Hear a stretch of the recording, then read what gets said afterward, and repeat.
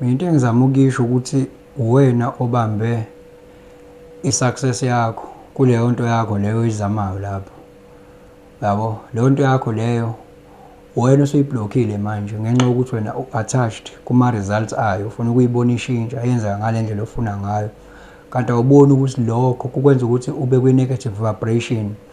Lokho kukwenza ukuthi usende out i-negative frequency kuleyo nto yakho bese kubuya back the very same thing. Wena awuboni ukuthi kahle kahle uyi-hypnotic rhythm, uyi-loop yani yento ongayifuni ngenxa ukuthi u-attach kakhulu, unama-attachments kakhulu kule nto oyifunayo. Manje isimo sento eyenzakalayo kufike kube lesi, uwe lo wena umqondo wakho ulapha ya,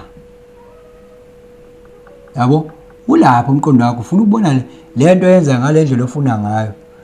Ngalesi inkinga ki-reality iya-catch up, ayenzeki ngalesi sikhathi, iba i-delayed reflection of i-state of being sakho. Wena ngalesi sikhathi ungayiboni lento yenza ngale ndlela ofuna ngayo, kwenzeka i-negative vibration, yabo. Wena i-frequency yakho oyithola kuyona on your auric field usenda i-negative vibration la, yabo. Injani? Ngalesi sikhathi ubingelelo changes akasho ukuthi kungenzeka noma yini, noma inini noma kanjani kunombani, ngoba impilo ayisiyona lento ucabanga ukuthi iyona.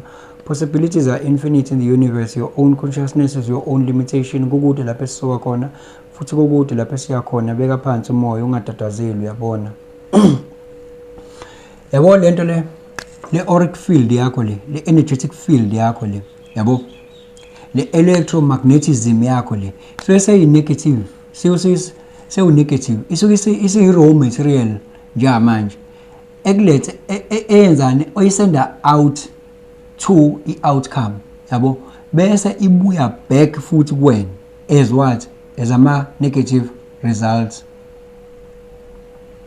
Yabo, idalwa yini lento? Idalwa ukuthi wena ubufocuse la, and ubufocuse la akwenzeki ngale ndlela leyo ufuna ngayo wena ngaleso sikhathi.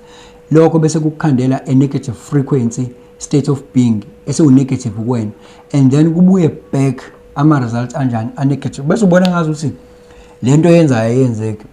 Lento uzoyiphutha into perspective. Yabo, umuntu okuwukuthi ufuna ngale ndlela ukuthi kuthengwe ngenxa yokuthi kuyena ukuthengwa kwalento ayidayisayo kusho lukhulu.